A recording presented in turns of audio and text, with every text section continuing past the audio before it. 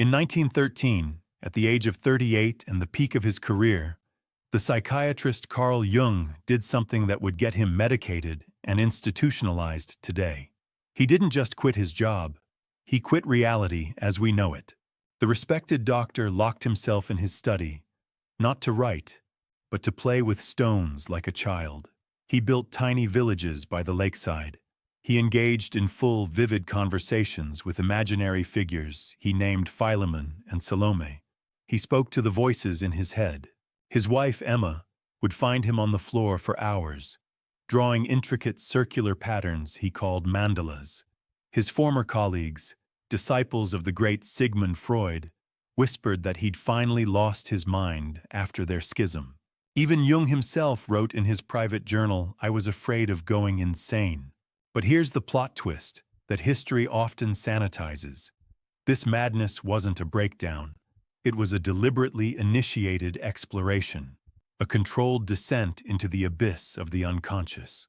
Those 6 years of methodical insanity gave us the most profound map of the human psyche ever created. A map that would later influence everyone from Joseph Campbell with his hero's journey, to Jordan Peterson's work on archetypes, and even the narrative structure of your favorite MCU movies. And the most incredible part? Jung documented exactly how he did it, step by step. Like a recipe for enlightenment written by a Swiss scientist who decided to become his own lab rat. Today, I'm giving you that recipe. Not the watered-down, feel-good self-help version. The real thing. The core techniques Jung used to navigate the labyrinth of his own mind and emerge on the other side not just sane, but transformed. A psychological safety warning. This isn't your typical 5 tips to happiness content. This is the psychological equivalent of free soloing El Capitan. It's powerful, it's proven, and yes, if approached carelessly, it's dangerous. Think of it like this.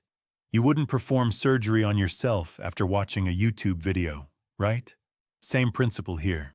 The tools we're about to discuss are powerful, like scalpels. In the hands of an explorer, they reveal wonders. In a moment of panic, they can cause harm. This is a journey of self-discovery, not a substitute for therapy. Honor your own limits. Pause when you need to. The goal is wholeness, not speed. Ready to meet the person you've been hiding from your whole life? Let's dive in. Step 1. Your life isn't random. It's a hidden story. Here's a thought that will rewire your brain. What if every random event, every failure, every inexplicable coincidence, and every strange dream you've ever had wasn't random at all? What if it was all part of a coherent, unfolding plot? Jung called this your personal myth. Not myth as in a falsehood, but myth as in the deepest, truest story of who you are. He believed that for modern people, stripped of our ancient rituals and collective stories, the task of finding meaning falls upon the individual. We must become our own myth makers. Think about it. We are storytelling animals. The universe might operate on chaos, but the human soul operates on narrative. When a random tragedy strikes, our first instinct is to ask, why? We are desperately seeking a plot. Jung's genius was to suggest that the plot is already there, written in the language of the unconscious. A job you were fired from? Not just bad luck. It was the inciting incident that forced the hero, you, out of your comfortable world. That toxic relationship you stayed in too long? Not a mistake. It was the ordeal in the belly of the whale, teaching you about your own shadow. That book that randomly fell into your hands and changed your life? Jung would call that a numinous intervention, the guiding hand of the self. Most of us live like we're channel surfing through our own existence. A scene of work, a scene of love, a scene of sorrow, all disconnected chaos. Jung insists that this is a failure of vision. There's a thread. Your only job is to learn to see it. Modern reality check. You know how streaming services have an algorithm that analyzes your patterns to predict what you'll want to watch next? Your unconscious has been running a far more sophisticated algorithm on your entire life. Every impulsive decision, every chance encounter is part of a pattern. Finding this pattern is like discovering you've been the main character in an epic film all along. You just didn't know what genre it was. Spoiler alert. It's probably not the genre you think it is. The 5-scene exercise that changes everything. This isn't just a thought experiment. It's a diagnostic tool. Pull out a notebook. Write down the 5 moments that fundamentally altered your inner landscape, not the highlights you'd put on a resume. The raw, tectonic shifts. 1. The comment from a parent or teacher that still echoes in your head, decades later. 2. The decision that made no logical sense but felt undeniably right, as if guided by an unseen force. 3. The loss that didn't just break your heart, but broke open your entire perception of reality. 4. The moment you acted completely out of character, with sudden courage or inexplicable cruelty, and surprised yourself. 5. The recurring pattern, the same relationship dynamic, the same career obstacle that feels like a level in a video game you can't beat. Now look at these 5 scenes as if you were a literary critic. What is the underlying theme? Is it a story of betrayal and redemption? Of seeking freedom? Of finding belonging? Of a struggle with power? Spoiler. There is always a theme. And seeing it for the first time is a profound, often shocking, moment of self-recognition. It's the moment you stop being a passive victim of your life and start becoming a conscious co-author of your destiny. But here's where the rabbit hole gets even deeper. Step 2. You're not one person, you're a dialogue. Have you ever meticulously planned your week with ruthless efficiency on Sunday night, only to have a completely different, lazy, defiant person show up on Monday morning to sabotage the whole thing? Or have you ever felt a profound, almost spiritual connection to nature, only to return to the city and feel like a hollowed-out automaton? This isn't hypocrisy, it's the human condition. Jung experienced this split with excruciating intensity, and he gave it names personality number 1 and personality number 2. Number 1 is your ego self. It's the manager of your daily life. It has a name, a job, a social security number. It's concerned with schedules, appearances, and what other people think. It lives in linear time, constantly worrying about the past and planning for the future. It is the part of you reading this now, trying to understand it logically. It's also the part that will forget everything by tomorrow and go back to scrolling TikTok. No. 2 is your deeper self. It is the part of you that feels ancient, timeless, and connected to something vast. It doesn't care about your job title. It speaks in feelings, images, and intuitions. It's the part that feels awe at a starry night, understands the symbolism in a fairy tale without thinking, and occasionally bubbles up with a wisdom that seems to come from nowhere. It's basically your inner Gandalf, if Gandalf was trapped in the body of an accountant. Most of modern life is a conspiracy to keep us identified with number 1. We build our entire identity around our job, our achievements, our social roles. We then wonder why we feel a profound sense of emptiness, a divine homesickness for a self we barely know. It's like a king living his whole life convinced he's just one of the palace guards. The 2-column reality check. This exercise is designed to make this inner dialogue visible. On a sheet of paper, draw a line down the middle. Left side, the world of number 1, the manager. My professional title and social roles. What I believe I should be doing. My main anxieties are about, e.g., money, status, deadlines. How I want others to see me. Right side, the world of no. 2, the mystic. Activities where I lose all track of time. Secret curiosities and weird interests. A recurring dream or feeling that haunts me. What makes me feel connected to something larger than myself. The space between these 2 columns is where your potential for growth lies. It's not a flaw to be corrected. It's a sacred tension to be held. Jung's life work was not about making number 1 more powerful. It was about teaching number 1 how to listen to number 2. It was about building a bridge between the finite and the infinite within his own soul. Like getting Bruce Wayne and Batman to finally sit down and have an honest conversation, preferably without the punching. And speaking of conversations, That dialogue often begins with acknowledging the secrets we keep. Step 3. Your weird experiences aren't weird, they're data. When Jung was a boy, he secretly carved a tiny mannequin, gave it a stone for a soul, and hid it in the attic of his house. He would sneak up to visit it, bringing tiny scrolls with messages written in a secret language. This wasn't just a game. It was a sacred ritual that gave him a sense of inner safety and an inviolable secret. It anchored him. Later, as a 12-year-old pastor's son, he had the terrifying vision of God defecating on the Basel Cathedral. This wasn't a psychotic hallucination. For Jung, it was a direct, albeit horrifying, theological revelation. God was not just all good.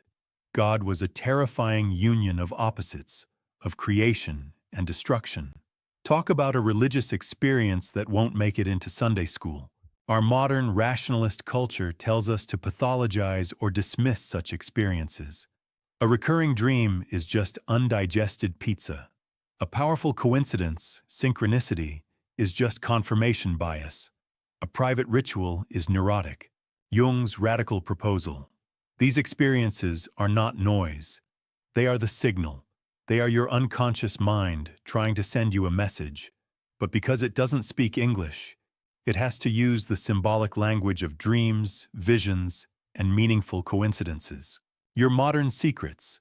That recurring nightmare that feels more real than waking life. The uncanny synchronicity.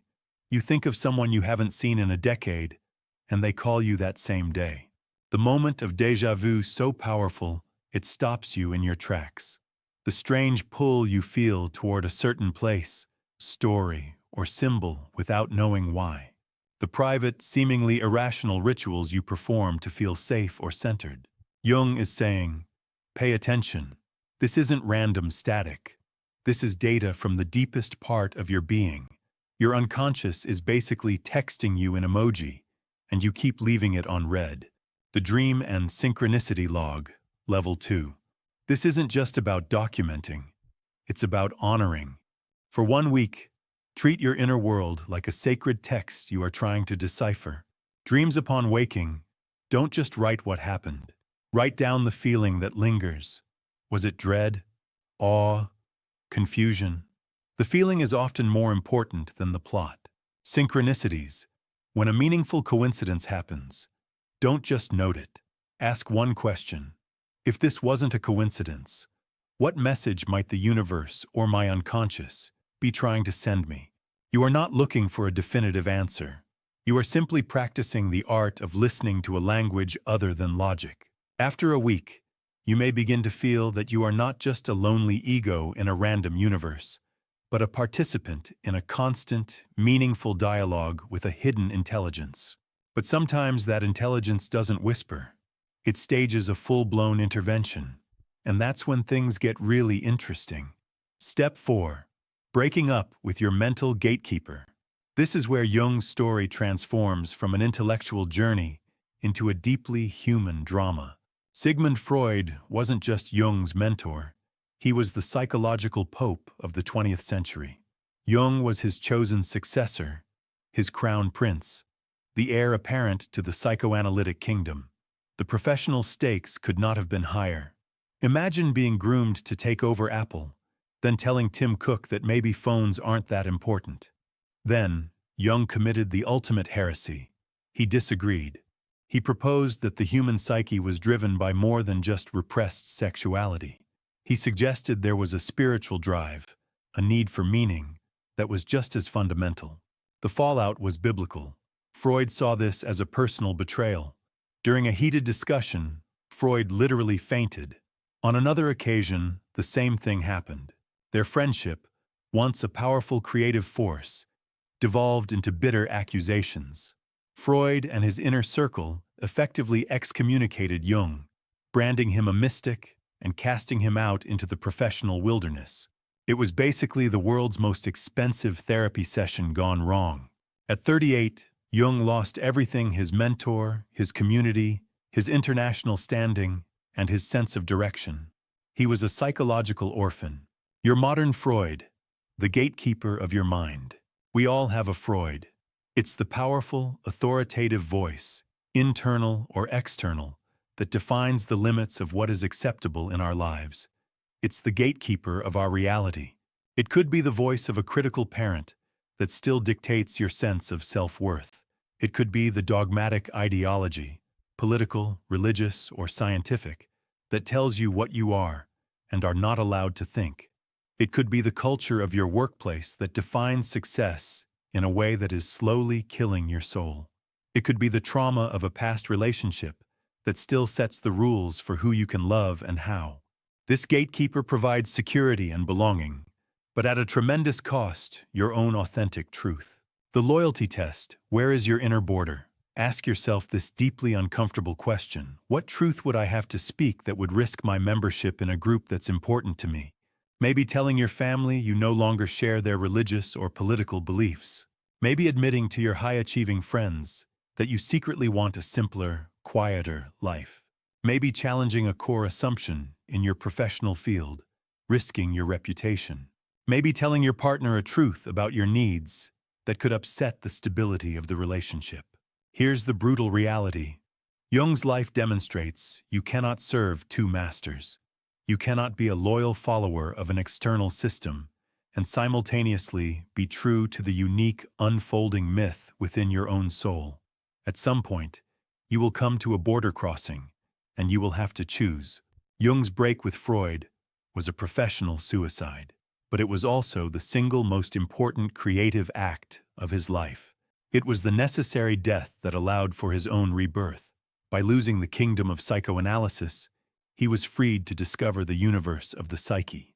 This devastating loss and isolation didn't lead Jung to despair. Instead, it became the catalyst for his most dangerous and important experiment, a deliberate journey into the underworld of his own mind. He was about to find out what happens when you stop running from madness and start taking notes. Ready to learn how to lose your mind without losing your mind? That's where things get really wild. Step 5. How to have a conversation with your own madness. Active imagination. After his break with Freud, Jung was experiencing what we'd now call a severe midlife crisis. He was having apocalyptic visions of Europe drowning in blood. This was 1913, 1 year before WWWI. He heard voices. He felt he was standing at the edge of an abyss. Most people in this situation would do one of two things: medicate it away or surrender to it completely. Jung chose option 3. He decided to consciously engage with the madness, to study it from the inside. Basically, he RSVP'd yes to his own psychological breakdown. This is how he developed his most powerful and dangerous technique, active imagination. What active imagination is not. It's not passive daydreaming where you're just a spectator. It's not guided visualization where you control everything. It's not meditation where you empty your mind. It's not just thinking about stuff. What it is: active imagination is having a conscious dialogue with the autonomous figures of your unconscious. It's like setting up a Zoom call between your ego and the parts of your psyche that normally only show up in dreams. Except this Zoom call could change your life or seriously mess you up if you're not careful. Jung's actual method, the full recipe. 1. Set the stage. Find a quiet space where you won't be interrupted. Jung used his study, but any private space works. Sit comfortably with a notebook nearby. 2. The descent. Close your eyes and let an image arise spontaneously. Don't force it. It might be a figure from a dream, a persistent fantasy, or just a feeling that takes shape. Jung often started with the last image from a dream. 3. The engagement. Here's the crucial part. Interact with whatever appears, but as an equal. Don't try to control it. Ask it questions. Listen to its responses. Let it surprise you. Jung would literally have conversations. Who are you? What do you want? Why are you here? 4. The recording. Immediately write down everything. The dialogue, the images, your feelings. Jung filled volumes of journals, later compiled into the famous Red Book. Modern example: a real session. Let's say you've been having dreams about being chased by a shadowy figure. In active imagination, you, who are you? Shadow, I'm the ambition you buried when you chose the safe path. You, what do you want? Shadow, to be acknowledged? To stop being treated like a monster. You, but you're terrifying. Shadow only because you've kept me in the dark for so long. Plot twist, the monster chasing you might just be the part of you trying to catch up. The safety protocol. Read this twice. Jung himself warned that this technique can be dangerous for people with weak ego boundaries. It's like opening a door to your unconscious. You need to be able to close it again. Here are the non-negotiables. 1. Time limit. Start with just 10-15 minutes. This isn't a marathon. 2. Grounding. After each session, do something physical and mundane. Make tea, take a walk, call a friend. Re-anchor in ordinary reality. 3.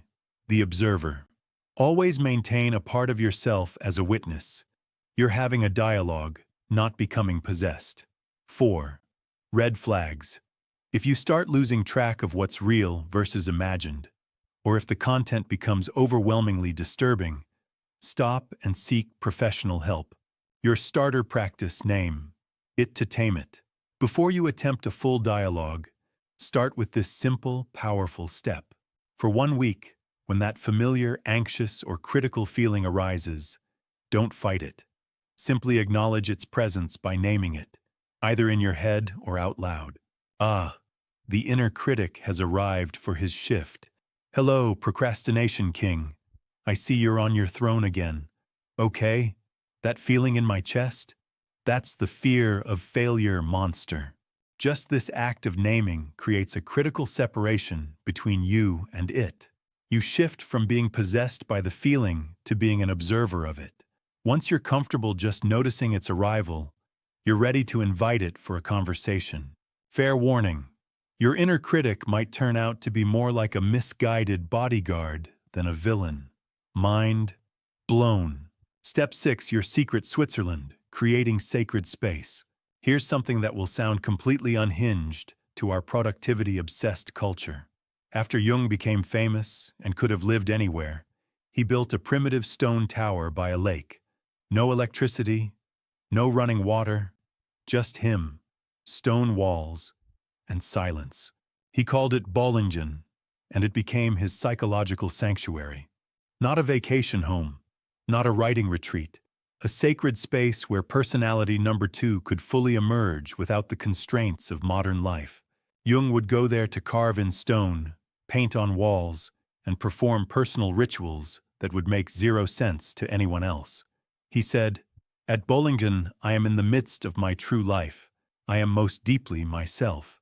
Imagine explaining to your friends that you need to go stack rocks by a lake to find yourself. They'd stage an intervention. Why sacred space matters. In our world, every space is colonized by productivity, entertainment, or social performance. We've lost what every ancient culture knew humans need: a temenos, a sacred, set-apart space where different rules apply, where the ordinary world can't intrude, where transformation is possible. You don't need a Swiss tower. You need a space, even if it's just a corner of a room, that belongs entirely to your deep work with the unconscious. Creating your modern Bollingen. 1. Choose your space. It could be a whole room, a corner with a chair, even a spot in nature. The size doesn't matter. The intention does. 2. Make it sacred. This means setting it apart from ordinary use.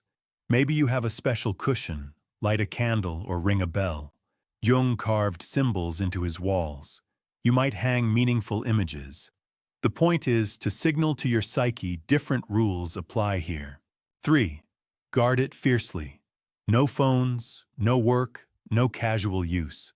This space is only for inner work, meditation, active imagination, journaling, creative expression. It's like having an embassy of the unconscious in your home. 4. Regular visits. Jung went to Bollingen for weeks at a time. You might have 20 minutes before breakfast. Consistency matters more than duration. The tiny ritual that changes everything. Each time you enter your sacred space, perform a simple ritual to mark the transition. Jung would change clothes. You might light a candle and state an intention. Ring a bell 3 times.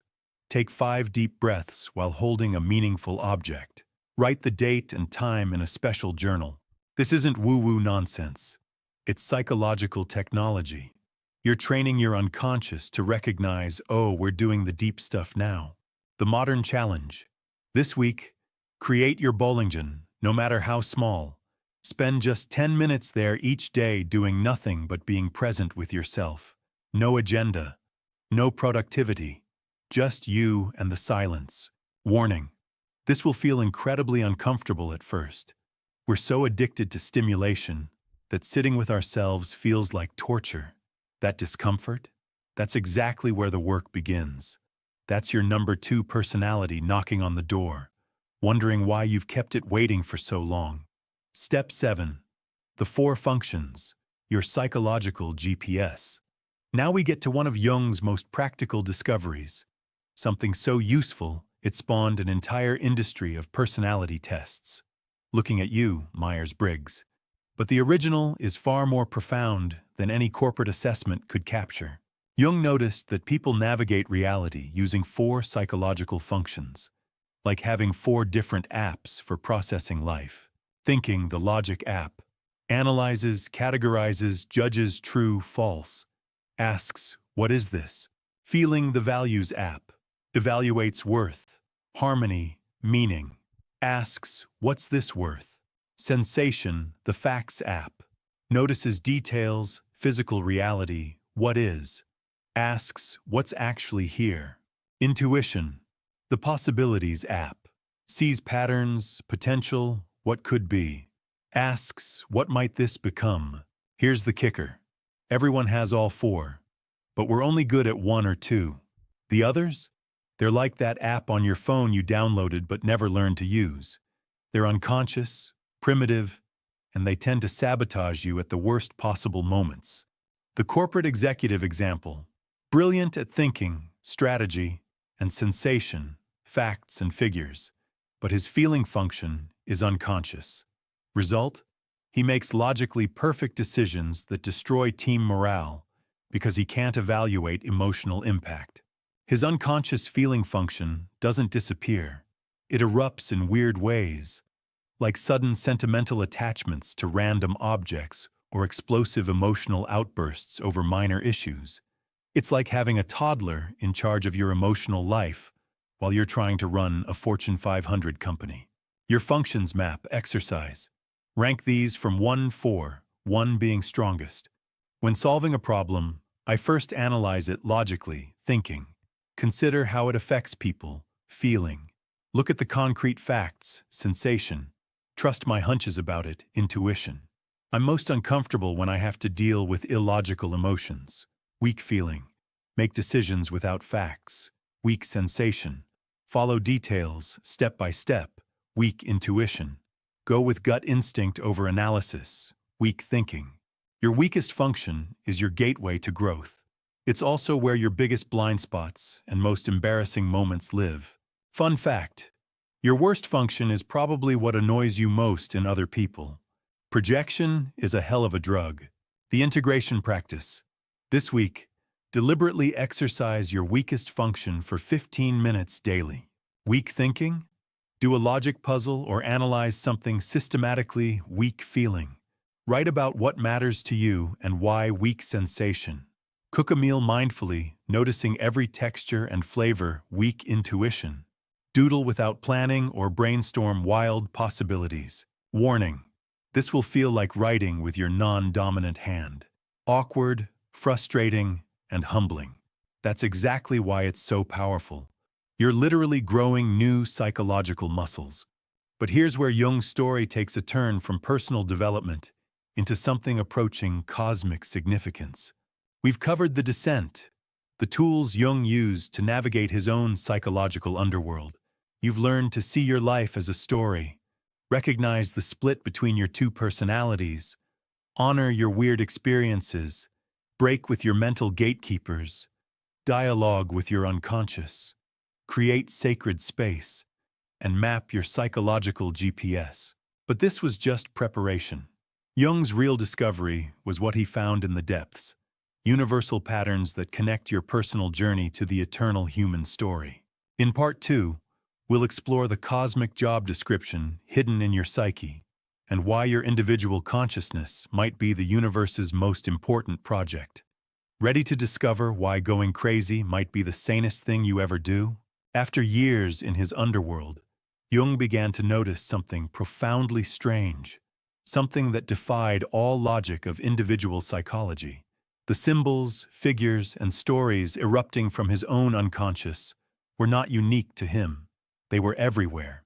A schizophrenic patient in Zurich would describe a vision that perfectly matched a ritual from an ancient Mithraic cult. A modern businessman's dream would contain the exact structure of a little-known Australian Aboriginal myth. Jung himself dreamed of figures and places from Gnostic and alchemical texts he had not yet read. This led to his most famous and often misunderstood discovery, the collective unconscious. It's the idea that beneath your personal layer of memories, the personal unconscious, there is a deeper, shared layer of psychic inheritance common to all humanity.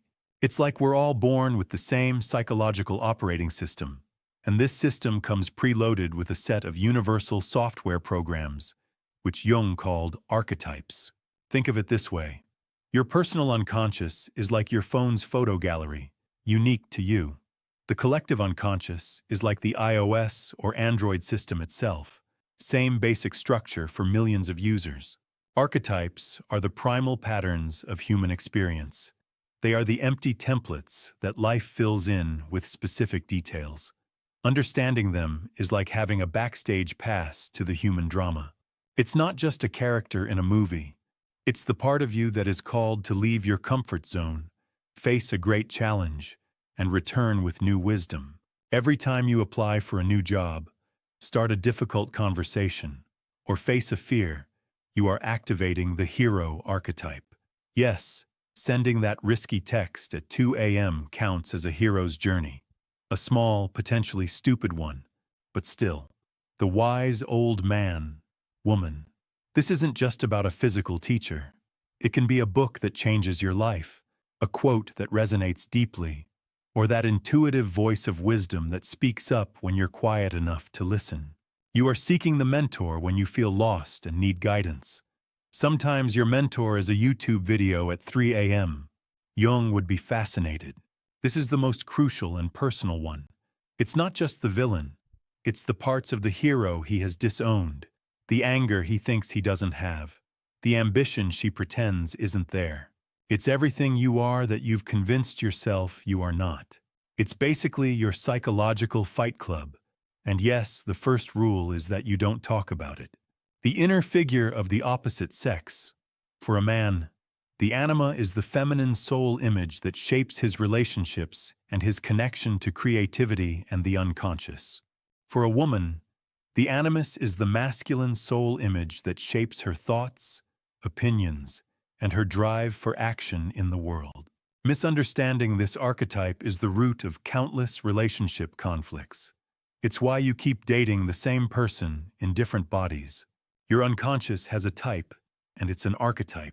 The Archetype Spotting Exercise. This week, your mission is to spot archetypes in the wild. In media, watch a film or read a book.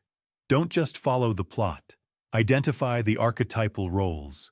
Who is the trickster, causing chaos but bringing change? Who is the threshold guardian, blocking the hero's path? Hint in the Matrix, Morpheus is the mentor, Agent Smith is the shadow, and the Oracle is, well, it's complicated. In your life, think about a major conflict you're currently facing. Frame it as an archetypal story. Are you playing the role of the martyr, the wanderer, the orphan? Naming the role gives you distance and insight.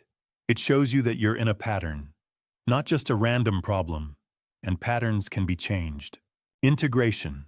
Realizing that your personal struggles are expressions of universal archetypes is profoundly liberating. It means your pain is not just your pain, it's the human pain. Your quest is not just your quest, it's the hero's journey, undertaken by countless souls before you. You are part of a vast, ancient story. You are not alone.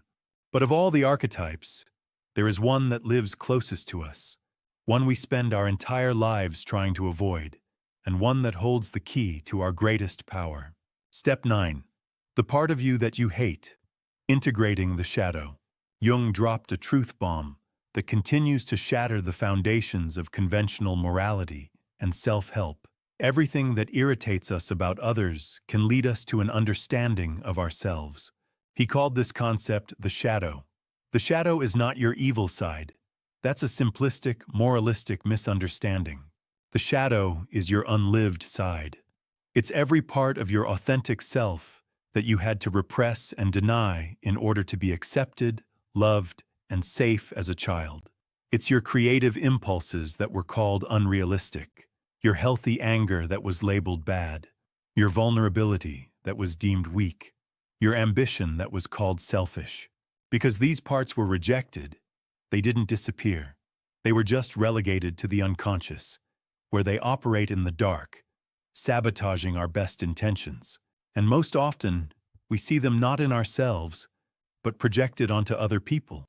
It's like your psyche is running a 24/7 IMAX theater, and you think you're watching a documentary about other people. But plot twist, it's actually your autobiography. The trigger test, your shadow's calling card. A psychological trigger is not random. It's a homing beacon. It's your unconscious pointing a giant, flashing neon arrow at a disowned part of yourself. The person at work whose arrogance drives you crazy, they are carrying the projection of your own unowned ambition or self-worth. The political figure whose stupidity makes your blood boil, they might be carrying the projection of your own intellectual shadow, the part of you that fears being simple, wrong, or uninformed.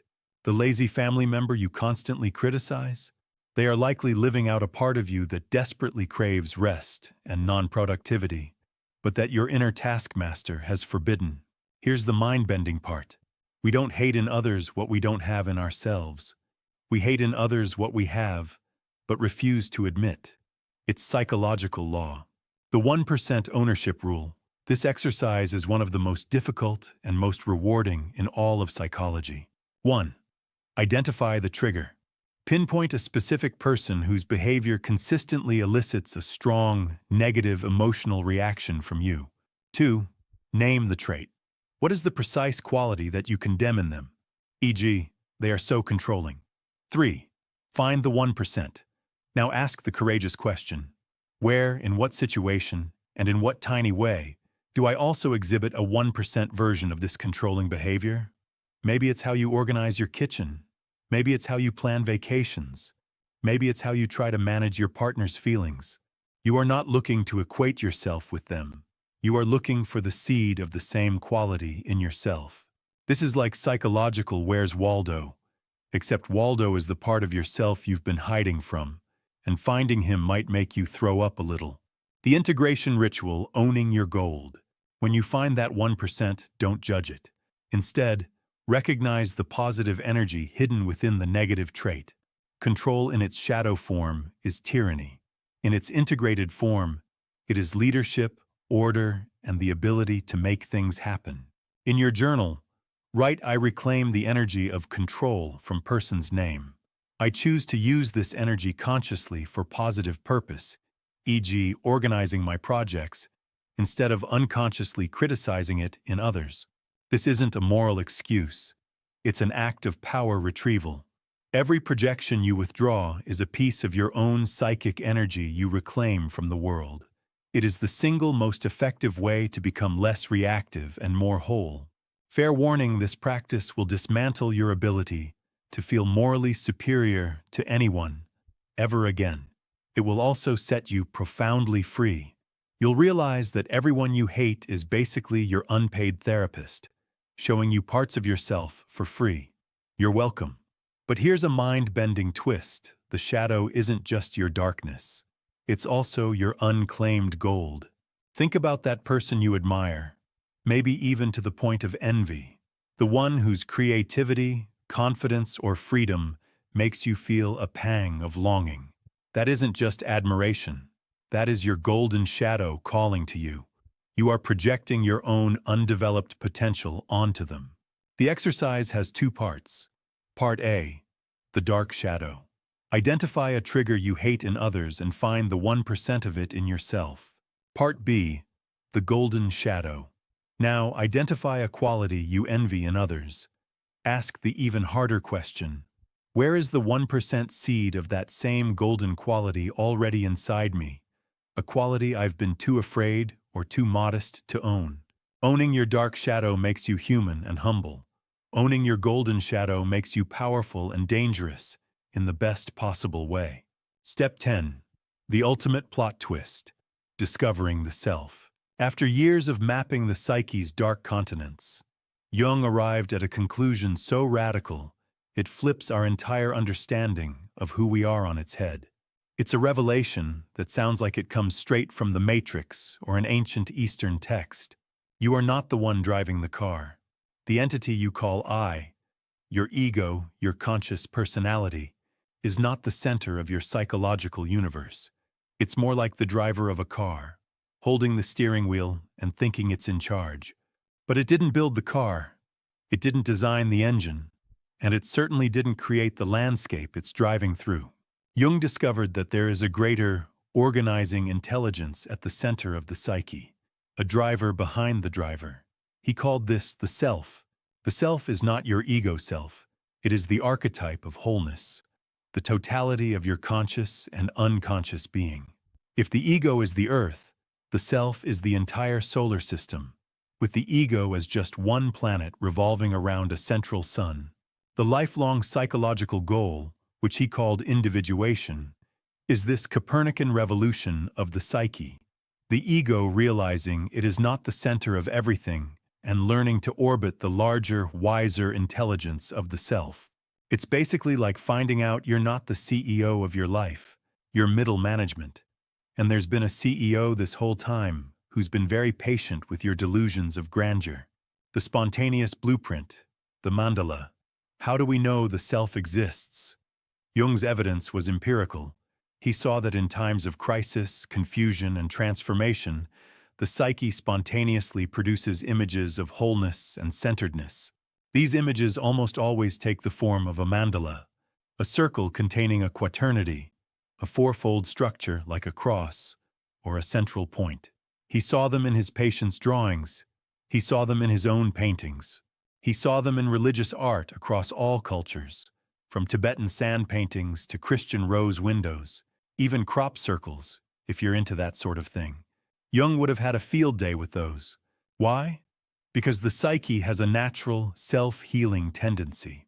When you are feeling fragmented and chaotic, it generates a blueprint of your potential wholeness, a psychic home base to orient you. It's your inner GPS constantly recalculating the route back to your true center. The weekly mandala practice, a snapshot of your soul. This is a direct line to your unconscious. No interpretation needed. 1. Create the circle. Once a week, take a blank page and draw a circle. This circle is the temenos, the sacred container for your inner world. 2. Express your state with colors, shapes, or even just scribbles. Fill the circle in a way that honestly represents how you feel right now. Don't try to make it beautiful. Try to make it true. Is your inner world a storm of jagged red lines? A calm blue sphere? A chaotic mix? Some weeks it might look like a toddler's tantrum in crayon form. That's data too. 3. Date it and keep it. Don't analyze it immediately. Just date it and put it away. After a few months, lay them all out in chronological order. You will be astonished. You will see your own psychological story unfold visually. Periods of chaos followed by emerging order. Periods of darkness giving way to light. It is a direct, unfiltered record of your individuation process at work. Integration. This practice builds trust in the deep intelligence of your psyche. It shows you that even when your conscious mind feels lost, a deeper organizing principle is always at work, patiently guiding you toward wholeness. It's like having a psychological autopilot that actually knows where it's going, unlike your ego, which has been flying in circles while insisting it's making progress. Steps 11, the final download, your cosmic job description. After a lifetime of exploring the psyche, Jung arrived at a conclusion that is as breathtaking in its scope as it is simple in its application. It is his answer to the ultimate question, why are we here? As far as we can discern, the sole purpose of human existence is to kindle a light in the darkness of mere being. Let that sink in, like really sink in. Put down your phone and actually think about this for a second. This means the universe, in all its material, biological glory, is fundamentally unconscious. A tree does not know it is a tree. A galaxy does not know it is a galaxy. It all exists in a profound darkness of mere being. And the only thing in the known universe capable of kindling a light, of switching on awareness, is human consciousness. Your consciousness is not just a personal, private affair. It is a cosmic event. Your anxiety is not just your anxiety. It is the universe, through you, becoming conscious of fear. Your creativity is not just your creativity. It is creation itself, through you, exploring its own potential. Your love is not just your love. It is the cosmos, through you, discovering the mystery of connection. This reframes human life from a brief, insignificant blip into an indispensable role in the cosmic drama. We are the sense organs of the universe. We're basically the universe's way of taking selfies, the daily practice of cosmic lighting. This is how you fulfill this purpose. It is not about grand gestures. It is about the quality of your attention. Choose one unconscious, automatic habit. For 1 week, commit to performing it with full, conscious awareness. Drinking your morning coffee instead of gulping it down while scrolling. Feel the warmth of the mug. Smell the aroma. Taste each sip. For those 2 minutes, you are the universe becoming conscious of coffee. Congratulations. You just made coffee a cosmic event. Starbucks should charge extra for that. Listening to a friend instead of planning your reply while they talk. Bring your full, silent attention to their words, their tone, their presence. For that moment, you are the cosmos becoming conscious of another being, feeling an emotion. When a wave of sadness or anger arises, instead of immediately distracting yourself, pause for 30 seconds. Feel the physical sensation of it in your body. Name it. This is sadness. You are bringing the light of awareness to a previously unconscious inner state. This is the ultimate practice. It is not meditation to escape the world, but participation to illuminate it. You are not just healing yourself, you are fulfilling your cosmic job description. You're literally on the universe's payroll, and consciousness is your job. No wonder we're all so tired. Your 7-day Jung Challenge. A call to adventure. If you've made it this far, you're not looking for information. You're looking for transformation. Here is your mission, should you choose to accept it. For the next 7 days, commit to this micro-expedition. Day 1, the 5 scenes. Identify your core moments. What is your story's theme? Day 2, the 2 columns. Map your number 1 and number 2 selves. Acknowledge the silent partner. Day 3, the synchronicity log. Document one weird coincidence. Ask what it might mean. Day 4, the dialogue. Have a 5-minute written conversation with your inner critic. Day 5, the sacred space. Create and use your Bollinger for just 10 minutes. Day 6, the shadow hunt. Identify one trigger. Find the 1% of it in yourself. Day 7, the mandala. Draw your first emotional snapshot. Date it. This is not self-help. This is self-archaeology. You're not trying to improve yourself. You are excavating the vast, magnificent self that is already there. It's like psychological Indiana Jones, except the treasure is your own soul, and the bad guys are your defense mechanisms. Jung's life is proof that the greatest frontier is not outer space, but inner space. The dragons are real, but they are psychological. The treasure is real, but it is wisdom and wholeness. The quest is real, and it is the journey into the depths of your own soul. So here is the final challenge. A collective experiment. Jung believed we are all connected by the collective unconscious. Let's prove it. I want you to do two things in the comments. Share your personal myth genre in 3 to 4 words. Be creative. Is it a tragic comic redemption? A rebellious artist's quest? A quiet healer's journey? Mine is a cosmic comedy thriller. Because apparently the universe thinks it's hilarious to make someone afraid of depths become a guide to the unconscious. Reply to one other person's comment with a few words of encouragement or recognition.